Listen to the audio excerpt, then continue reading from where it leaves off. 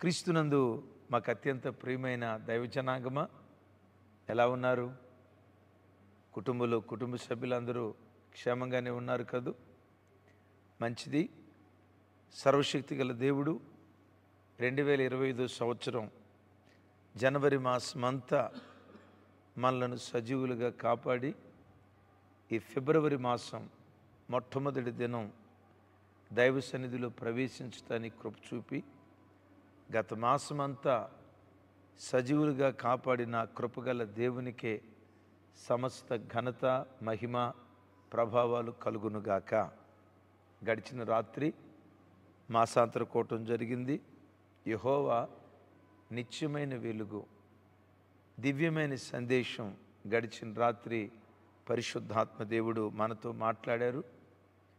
కొన్ని వేల కుటుంబాలు లైవ్లో మందిరానికి వచ్చి ప్రత్యక్షంగా మాసాంతర కూటంలో పాలుపంపులు పొంది గడిచిన మాసమంతా ప్రభు కాచిన కాపుదలను తలుస్తూ హృదయమార ప్రభుని స్తుతించడానికి ప్రభు కృప చూపించారు.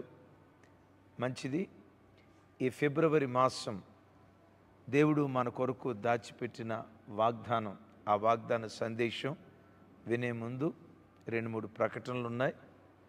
ప్రాముఖ్యంగా ఈ నెలలో 7, 8, 9 తారీఖుల్లో Emmanuel Ministries annual convention metro grounds Kukatpally నందు మిమ్మల్ని అందరినీ ప్రేమపూర్వకంగా ఆహ్వానిస్తూ ఉన్నాం. ఈరోజు శనివారం కదా, ఉదయం 10 గంటలకు ఉపవాస ప్రార్థన. రేపు ఆదివారం కదా, 3 ఆరాధనలు సెంట్రల్ మందిరంలో, 5:45కి ఫస్ట్ సర్వీస్, 8:30కి second service, 11:15 third service. Emmanuel Ministries తరపున మిమ్మల్ని ప్రేమపూర్వకంగా ఆహ్వానిస్తున్నాం. చక్కటి వాక్యోపదేశం కలిగిన సంఘంలో కట్టబడాలి అని ఆశపడిన బిడ్డలను, ఏ సంఘానికి వెళ్లకుండా ఓ మంచి సంఘం కొరకు వెతుకుతున్న మిమ్మలను ఎమాన్యుయల్ మినిస్ట్రీస్ తరపున ప్రేమపూర్వకంగా ఆహ్వానిస్తూ ఉన్నాం. విశేషంగా మీలో కొన్ని వందల కుటుంబాలు ఎమాన్యుయల్ మినిస్ట్రీస్ని ప్రేమించి మీ విలువైన కానుకలు ఈ పరిచర్యకు పంపిస్తూ ప్రోత్సహిస్తున్నారు.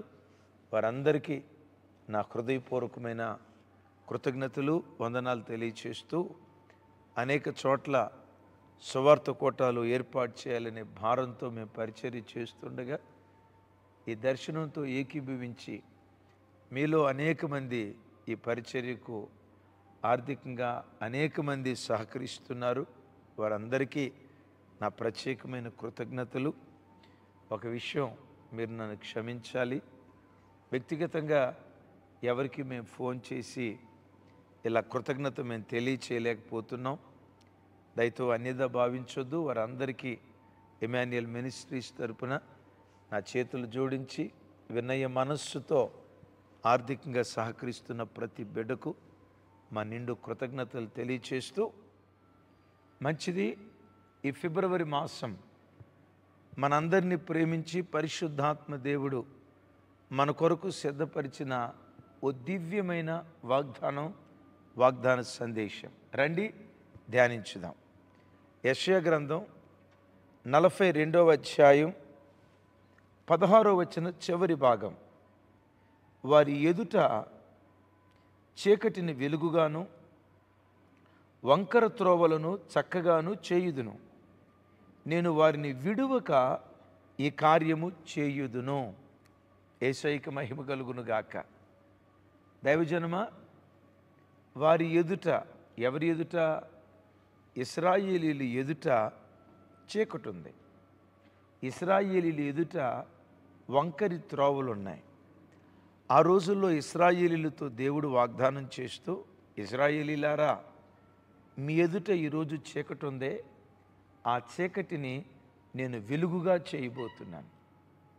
నా ప్రజలైన ఇశ్రాయేలీయులారా, మీ ఎదుట వంకరి త్రోవలున్నాయే, ఆ వంకరి త్రోవలను నేను చక్కని త్రోవలుగా మార్చబోతున్నాను.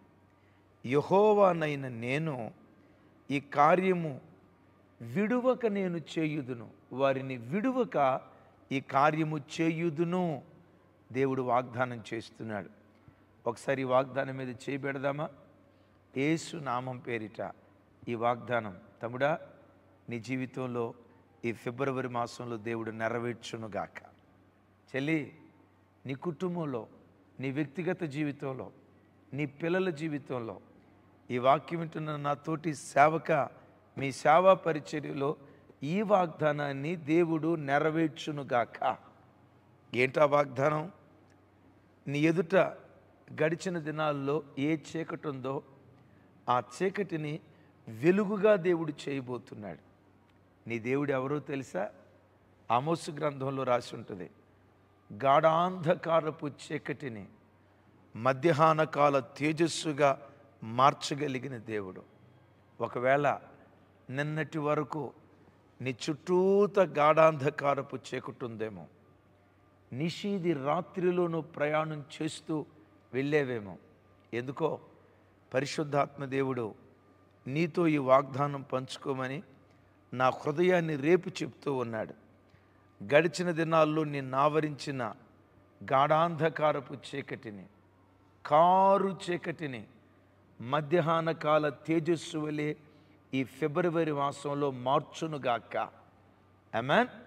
దేవుడి స్థలంలో మాట్లాడుతూ అంటున్నటువంటి మాట, నేను వారిని విడువక ఈ కార్యము చెయ్యుదును. ఏమంట? నిన్ను విడవక ఈ మాసంలో ఈ కార్యం చేయబోతున్నాడు దేవుడు. దేవుడు ఏదైనా కార్యం చేసినప్పుడు దేవుడు ఏదైనా కార్యం చేయ ప్రారంభించినప్పుడు సగం చేసి మధ్యలో ఆపేవాడు కాదు. ముప్పావంతు చేసి ఆయన ఆపేవాడు కాదు. ఆయన ఏదైనా కార్యము చేయ తలపెడితే సంపూర్ణం చేసే వరకు వెనుదిరగని వీరుడు, ధీరుడు, యోధుడు నీవు ఆరాధించే ప్రభు అయిన యేసుక్రీస్తు వారు. ఆయన ఏదైనా తలపెడితే ముగించే వరకు విశ్రమించని యోధుడు, పోరాట పటిమ కలిగిన వాడు. ఇదే అధ్యాయంలో ఓ చక్కటి మాట చూస్తాం. 42వ అధ్యాయం చూడండి.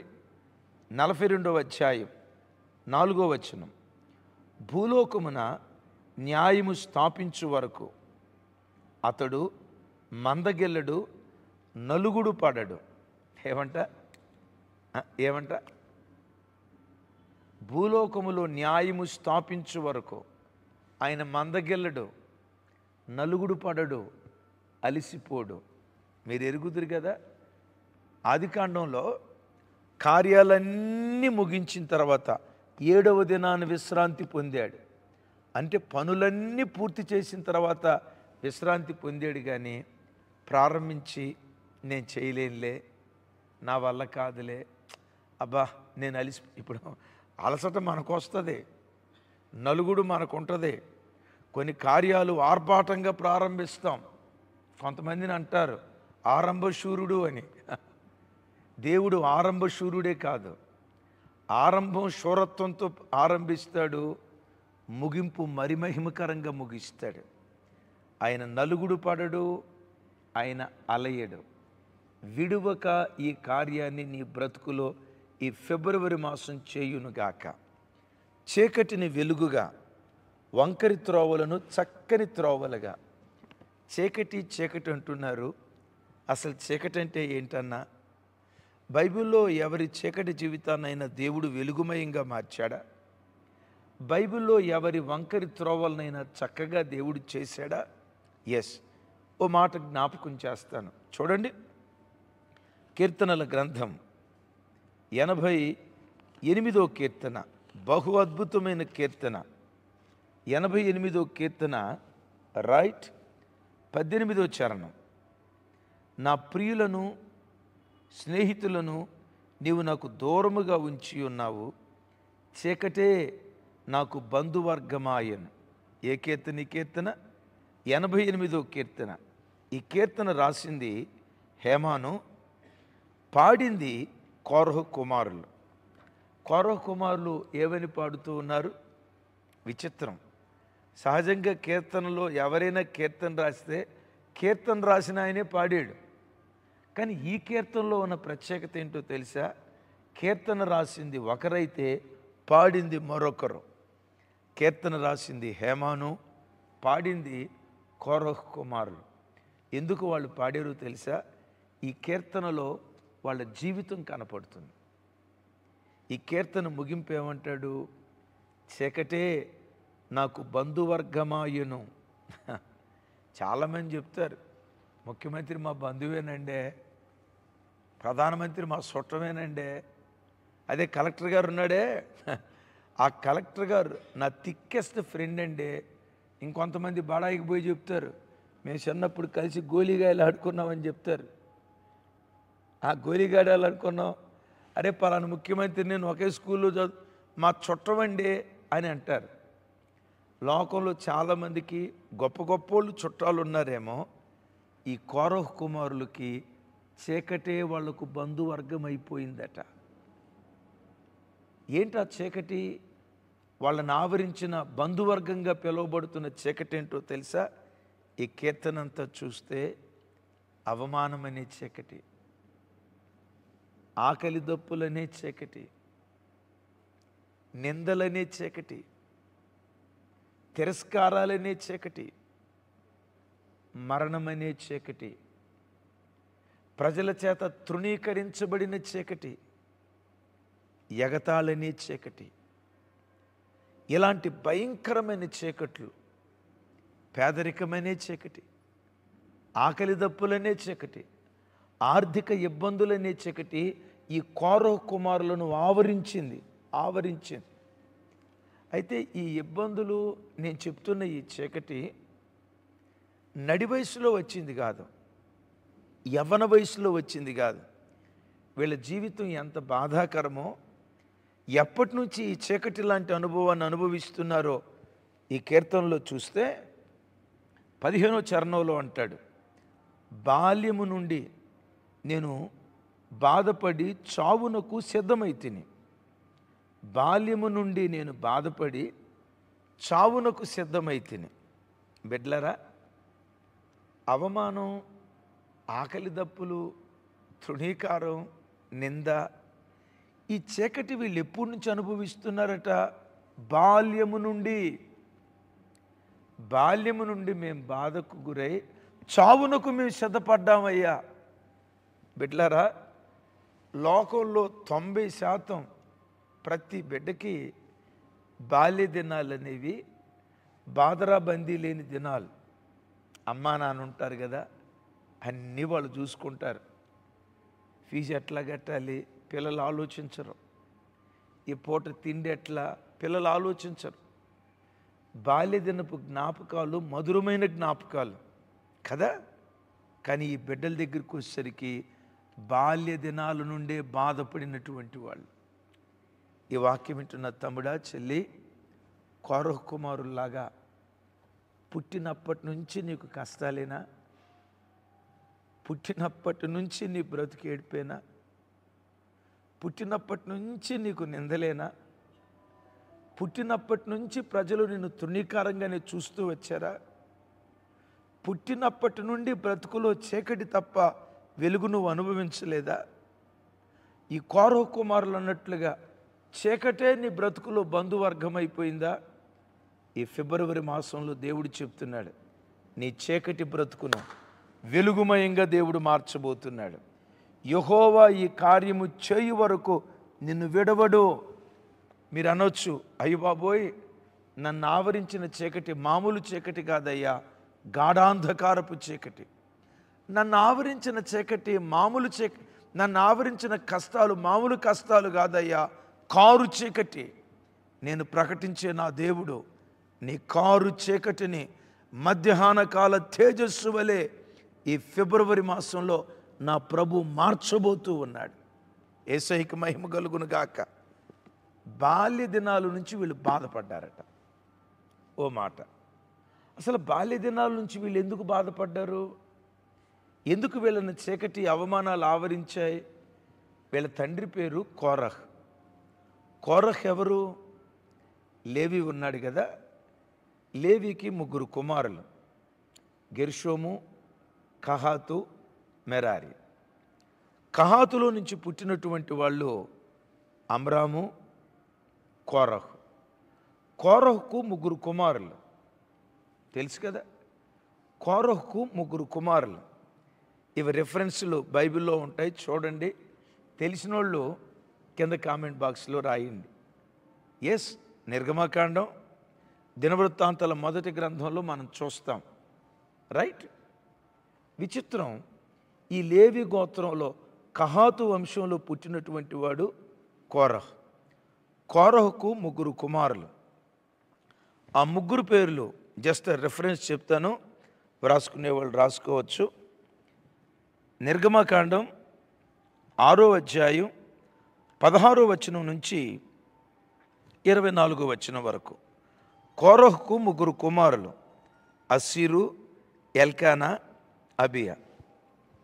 విచిత్రం ఏంటంటే కోరహు ఒక భయంకరమైన మరణాన్ని పొందుకున్నాడు. దైవజనుడైన మోషేకు, అహరోనుకు వ్యతిరేకంగా లేచి, దేవుడు వాళ్ళనే కోరుకున్నాడా? మేము సేవకులం కాదా? ప్రత్యక్ష గుడారంలో మేము సేవ చేయటానికి యోగ్యులం కాదా? పరిశుద్ధ స్థలంలోకి వెళ్ళి మేము ధూపం వేస్తాం అని ఇత్తడి ధూపార్తులు తీసుకొని ధూపం వేయటానికి బయలుదేరారు. అక్కడ ఘోరమైన మరణం వాళ్ళు పొందారు. భూమి అలా నెరవిడిచింది. కోరహు భార్యలు, కోరహు కుటుంబీకులు, పిల్లలు తప్ప కోరహు కుటుంబీకులు, కోరహుతో పాటు 250 మంది భూమి అలా నెరవిడిస్తే చూస్తూ ఉంటుండగా ఆ భూమిలోకి వెళ్ళి ఒక వికృతమైన మరణాన్ని పొందుకున్నారు కోరహు భార్యలు. నేనంట ఈ 3 పిల్లలు మాత్రం తండ్రి పాపంలో పాలిభాగస్తులు కాకుండా ప్రత్యేకంగా ఉన్నారు. చుట్టూతా ఉన్నవాళ్ళు వచ్చి అని ఉంటారు, ఎరా మీరెంత భక్తి కలిగిన వాళ్ళు అయితే మీ నాన్న అట్లా ఎందుకు చచ్చిపోయాడు? ఒరేయ్, మీరు దురదృష్ట జాతకులరా. మీ జాతకం మంచిది కాకపోబట్టే మీ అయ్యేది వచ్చాడు. మీ జాతకం మంచిది కాకపోబట్టే మీ అమ్మా నాన్న అకాల మరణం పొందారు. ఆల్రెడీ తల్లిని తండ్రిని కోల్పోయి వీళ్ళు గుండెలు పగిలేటట్లుగా ఏడుస్తూ ఉంటే దురదృష్ట జాతకులు అని సూటిపోటి మాటలతో వాళ్ళని అంటూ ఉంటే నేనంట అమ్మా నాన్నలేమో చనిపోయారు. కోరహు కుమారులు బ్రతికుండి అనుక్షణం చస్తూ బ్రతుకుతూ ఉన్నారు. నిజమే, చూడండి, చాలా చోట్ల ఎవరైనా చిన్నతనంలో తల్లిదండ్రులను పోగొట్టుకుంటే ఆ తల్లిని తండ్రిని పోగొట్టుకున్న ఆ అనాథ బిడ్డలను మోర్దకాయలాగా చారదీయాలి. కానీ వీడి జాతకం మంచిది కాదు, వీడు పుట్టాడు వాళ్ళ నాన్నను చంపాడు, ఇది పుట్టింది వాళ్ళ అయ్యని, ఇలాంటి పనికి మాలిన మాటలు క్రైస్తవులు అనకూడదు. ఎక్కడైనా భర్తను కోల్పోయిన వెధవరాలు మీకు కనపడితే, అయ్యా నా చేతులు జోడించి దండం పెట్టి చెప్తున్నా, వెధవరాల్ని ఎప్పుడు తిరస్కరించొద్దు. దీని జాతకం మంచిది కాకపోబట్టే దీని భర్త నోటుకొచ్చినట్లు అంటారు.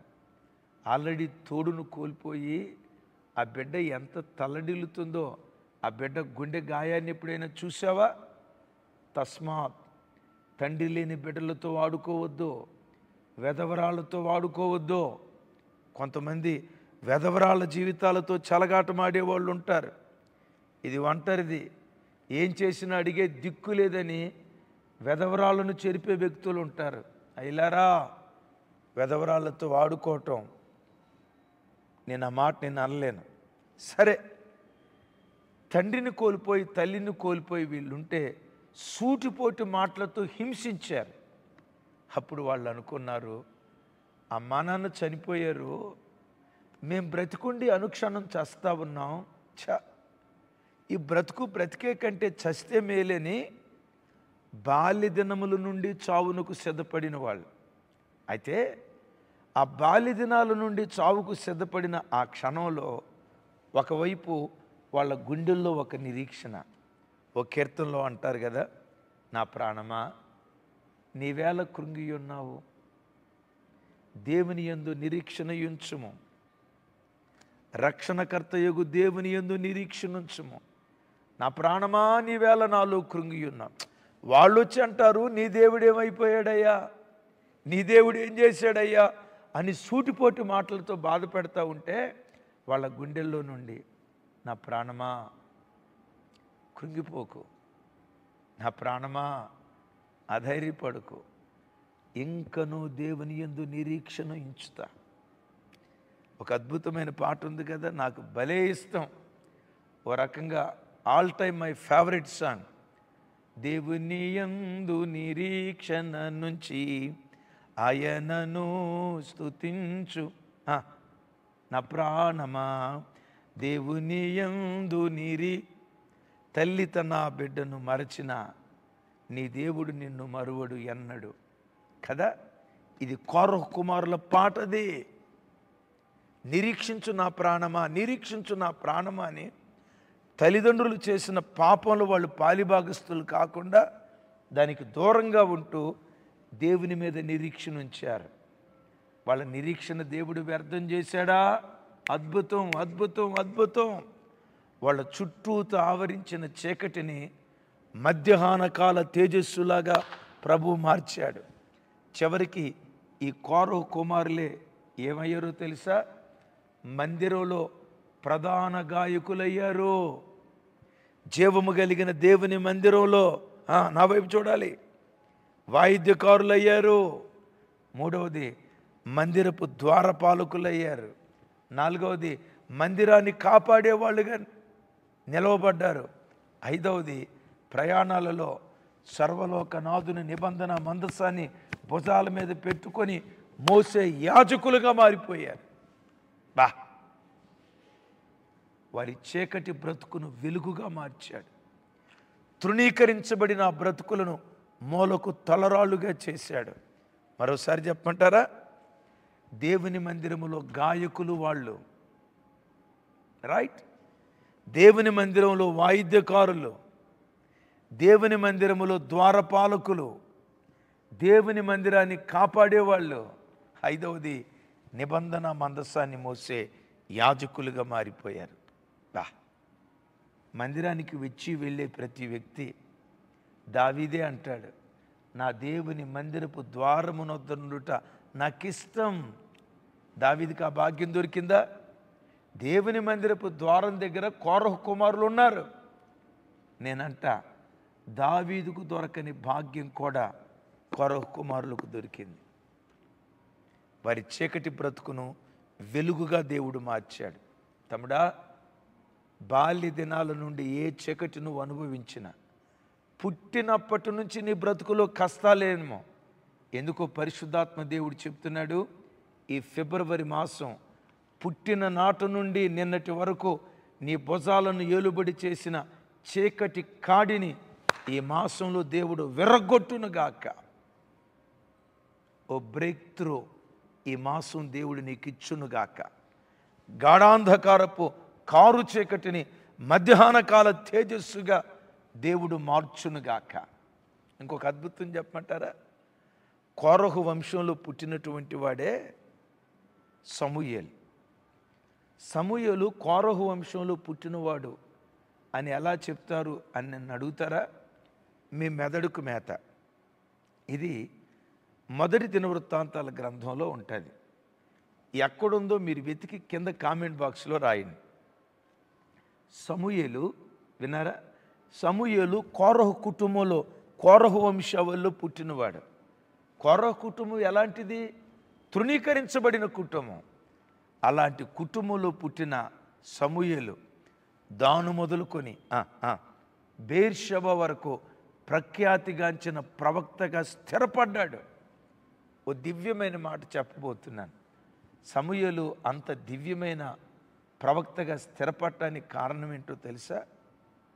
హన్నమ్మ తల్లి చిన్న వయసులో ఉన్న సమూయేలును మందిరంలో విడిచిపెట్టేటప్పుడు డెఫినెట్గా చెప్పి ఉంటుంది, నాన్న నువ్వు ప్రత్యక్ష గుడారంలో ఉంటున్నావు కదా. అవును మమ్మీ ఉంటున్నాను. అక్కడ బలిపీఠం ఉంటుంది చూసావా?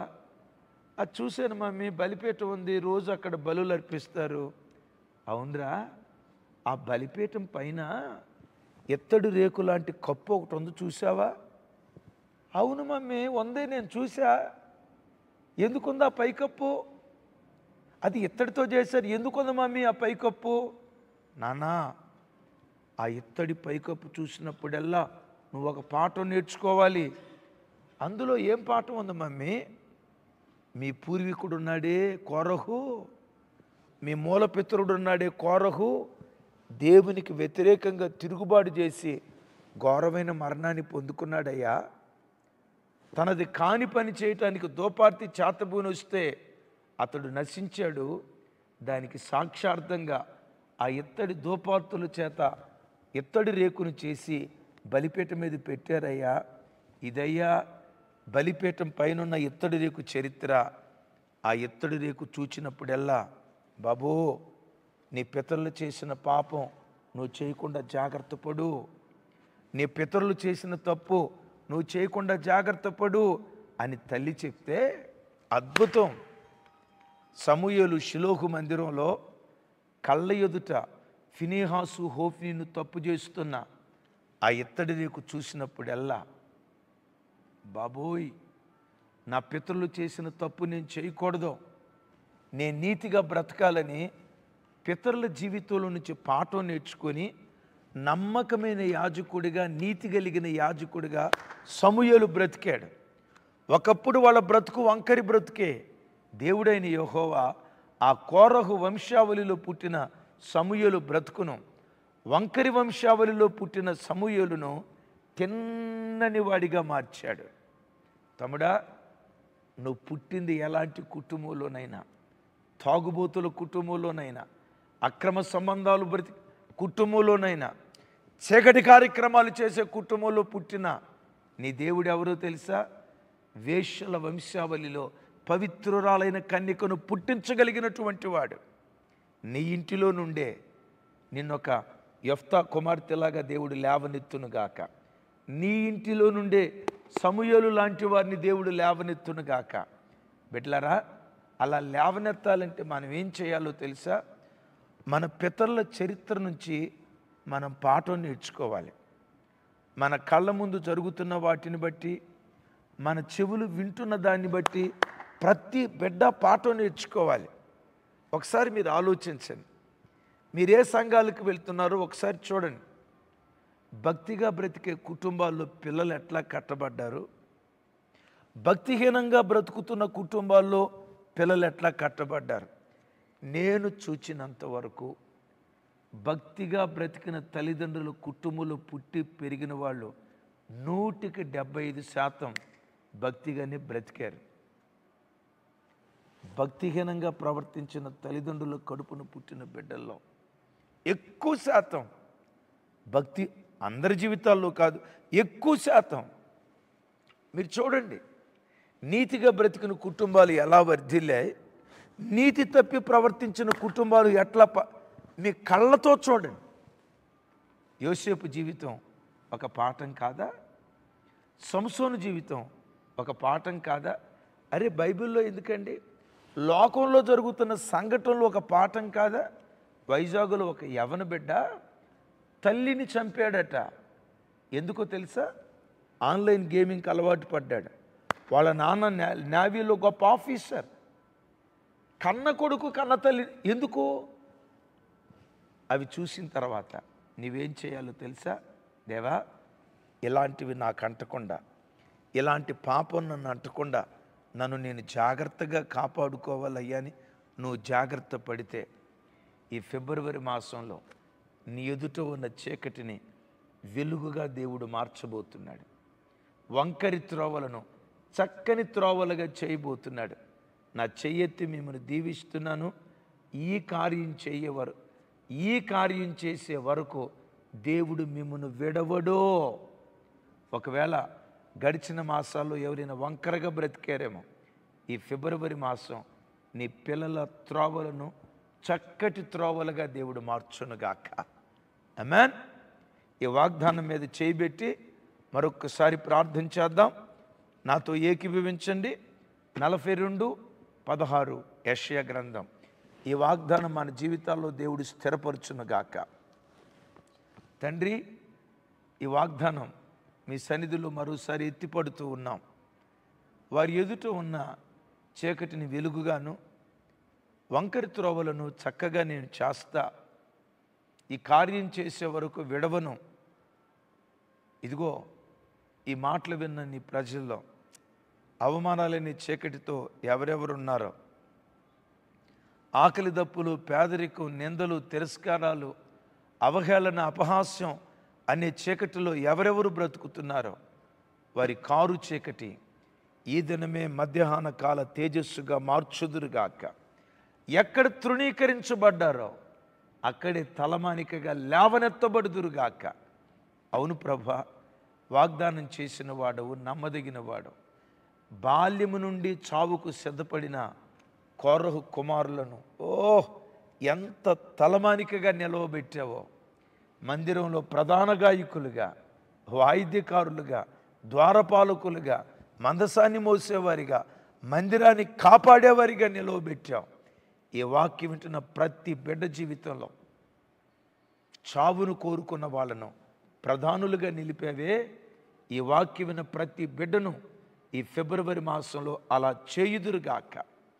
వంకరి త్రోవలు చక్కనపరచుదురుగాక. ఎక్కడ అవమానపరచబడ్డారో అక్కడే రెండంతల ఘనత నీ బిడ్డలు యేసు నామములో పొందుకొందురుగాక. మీరు ఈ కార్యం చేసినందుకు స్తోత్రం. తల వంచి మిమ్మల్ని స్తుతిస్తూ ఫిబ్రవరి మాసమంతా ఈ బిడ్డలు చేసే ప్రయాణాల్లో కాపుదల దయచేయి, ఉద్యోగ వ్యాపారాల్లో భద్రత దయచేయి, ఆఫీసెస్లో ప్రమోషన్స్ దయచేయి, లాభకరమైన ఆర్డర్స్ దయచేయి.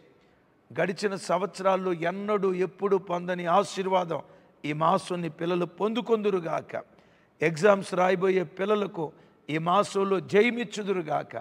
జేఈ మెయిన్స్, గ్రూప్స్ రాయబోతున్న బిడ్డలకు అఖండమైన విజయాన్ని దయచేయుదురుగాక. కాంపిటేటివ్ ఎగ్జామ్స్ కొరకు ప్రిపేర్ అవుతున్న బిడ్డలకు ఉద్యోగాలు ఇచ్చుదురుగాక. వివాహాల కొరకు ఎదురు చూస్తున్న బిడ్డలు, ఉద్యోగాల కొరకు ఎదురు చూస్తున్న బిడ్డలకు చక్కటి ఉద్యోగాలు దయచేయుదురుగాక. ఈ మాసమంతా రక్షణయే ప్రాకారంగా, ప్రఖ్యాతియే గుమ్మంగా ఉంచి కీడు, పాడు, నాశనం, మరణం ఏ గుడారపు దరిచారకుండా ప్రతి ఇంటి చుట్టూత రక్తపు కంచె వేయుదురుగాక. సమస్త ఘనతలు మీకు ఆరోపిస్తూ యేసు నామం పేరిట ప్రార్థించి స్తుతించి పొంది ఉన్నాం తండ్రి. తండ్రి అయిన దేవుని ప్రేమ, కుమారుడైన యేసుక్రీస్తు వారి దివ్య కృప, పరిశుద్ధాత్మ దేవుని సహవాసం మనకు సకల పరిశుద్ధులకు సదా తోడయుండి నడిపించునుగాక.